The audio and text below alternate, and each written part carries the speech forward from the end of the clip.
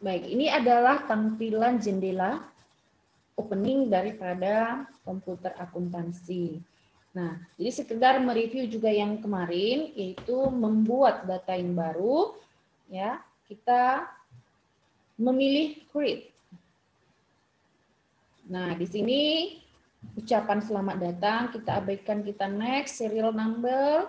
Nah, ini karena tidak original, jadi tidak ada serial numbernya. Nah, di company name itu kita isi nama perusahaan kita. Misalnya kita buat adalah UD Semangat. Nah, itu namanya adalah usaha dagang semangat. Nah, ini bisa kita lengkapi seperti yang sudah Ibu jelaskan. Nah, tipe bisnisnya apa? Apakah berupa bisnis ya biasa atau local company ataupun yang lainnya ya. Kemudian alamat boleh diisi alamat perusahaan di mana saja, kemudian sampai ke identitas, email, fax, dan nomor telepon. Nah, ini saya abaikan saja. Kemudian ini adalah tahun buku. Nah, kita pakai tahun 2001. Ya, artinya bertransaksi yang kita input adalah transaksi yang terjadi tahun 2001. Kemudian last month financial, ya. Akhir tahun buku bulan Desember, kemudian conversion month awal tahun kita pilih Januari. Nah, periode akuntansi 12, kemudian next. Nah, ini hanya mengkonfirmasi ya tahun pembukuan sudah ya, ini bahwa your financial year January ya, tanggal laporan keuangan itu adalah periode akuntansinya 1 Januari 2021 sampai Desember tanggal 31 ya 2021. Kemudian sudah oke, next. Nah, di sini ada pilihan-pilihan. Nah, kita pilih nomor 3, I would like bill. Berarti kita ingin membangun akun-akun sesuai dengan perusahaan kita. Kita next. Nah, otomatis tersimpan di drive C dan itu bisa kita ganti ya. Nah, saya pilih ke drive D ya, punya saya. Nah, misalnya saya pilih Mayo. Ya, udah semangat. Nah, berarti saya menyimpannya di drive D ya. Kemudian next, nah kita lihat. Nah, pilih saja yang disebut dengan comment center ya. Inilah namanya comment center di mana Anda bisa memproses transaksi ya. Nah, di sini ada menu account. Kalau kita lihat account ini juga ada beberapa menu-menu. Kemudian ada modul. Ya, ini namanya modul ya. Modul account, ada modul banking, ada modul sales, ada modul purchase, inventory, card file. Ya. Itu adalah modul-modul yang bisa kita lihat di dalam komputer akuntansi. Nah, kemudian yang namanya jendela ini, keseluruhan ini disebut dengan comment center. Nah, ini comment center itu menampilkan tadi modul-modul yang sudah Ibu tunjukkan. Nah, kemudian ada menu-menu di atas, paling atas itu ada menu file, ada menu edit, ada menu list, comment center. Nah, kalau kita klik comment center ini dia ya. Kemudian ada menu setup, report window, dan help. Nah, inilah yang akan kita gunakan jika kita menggunakan aplikasi komputer akuntansi. Nah, kita pilih misalnya, tadi adalah topik kita adalah mengganti kode pajak. Nah, bagaimana cara kita mengganti kode pajak? Nah, yang pertama itu adalah klik menu list, edit ya, maaf. Menu edit. Ya.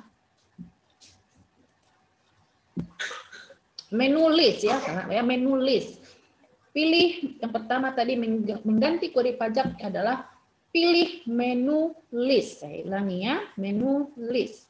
Lalu kemudian pilih menu tax code. Ya, kode pajak. Nah, ini kalau Anda punya versi 13, ini akan banyak jenisnya. Nah, di versi 18 ini dia makin kecil, tidak terlalu banyak.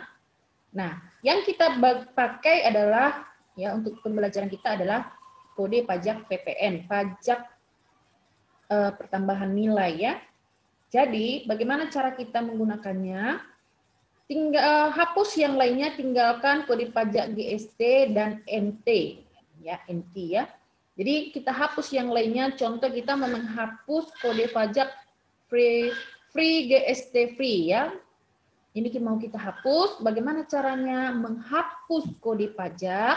Caranya adalah ya setelah Anda masuk ke jendela text code, klik tanda panah di sebelah kode pajak yang mau dihapus. Ini klik ya. Nah, setelah diklik, lalu pilih menu edit. Kemudian pilih delete text code. Kemudian oke. Nah, dia ya sudah terhapus satu jenis pajaknya. Nah, kemudian kita mau menghapus kode pajak IMP, sama langkahnya. Klik tanda panah di samping, kemudian pilih edit, kemudian delete text. Kemudian oke.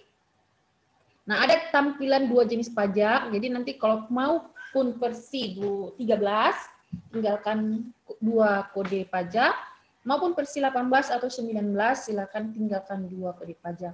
Nah, kode pajak ini yang kita gunakan. Yang pertama itu kita ganti GST menjadi pajak pertambahan nilai. Nah, caranya sama juga, klik tanda panah, ya, sehingga rincian dari kode pajak tersebut akan tampil, kemudian ganti GST menjadi PPN, ya, pajak pertambahan nilai yang kita gunakan ya di dalam transaksi jual beli. Lalu ganti deskripsinya menjadi pajak pertambahan nilai. Kemudian tipe pajak ya good and service untuk barang dan jasa, tarifnya 10%. Ya.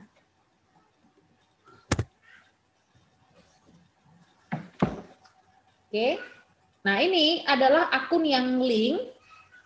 Karena nanti ketika kita mengadakan transaksi jual beli, ya, membeli dan menjual, itu akan kita kenakan PPN. PPN masukan dengan PPN keluaran, ya, yang disebut dengan GST collected dan GST paid. Nanti ini akan Ibu jelaskan lagi ketika kita mengatur link account. Jadi, pajak pertambahan nilai ini akan link account-nya dengan pajak masukan dengan pajak keluaran, ya, istilahnya GST collected dan GST paid. Kemudian ini nomor akun. Nanti ini juga akan saya jelaskan bagaimana merancang kode akun sesuai dengan yang Anda pelajari di penanganan akuntansi. Nah, ini yang mengganti pajak ya. Yang kita pelajari mengganti pajak menjadi PPN dan juga tarifnya. Nah, kalau sudah oke, nama pajak dan tarifnya, kemudian klik OK. Nah, change this will affect initial. Artinya di sini kita dijelaskan bahwa ini akan berhubungan dengan akun penjualan maupun pembelian, kemudian oke. Nah, jadi kode pajak yang kita gunakan dua, yang pertama ada NT tidak kena pajak, yang kedua PPN atau pajak pertambahan nilai dengan tarif 10%. Nah, itu sudah kita atur. Nah, bagi kita semua itulah caranya mengganti kode pajak, ya, pajak yang kita gunakan maupun tarif yang kita gunakan.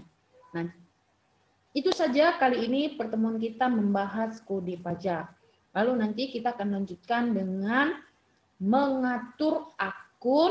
Ya, untuk minggu selanjutnya kita akan mengatur akun, mengganti nama akun, kemudian juga mengatur link account atau akun-akun yang saling berkaitan.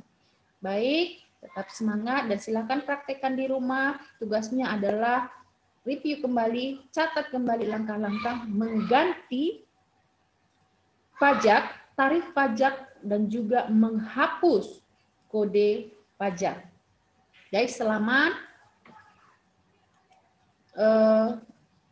bertemu kembali di minggu-minggu selanjutnya. Terima kasih, salam.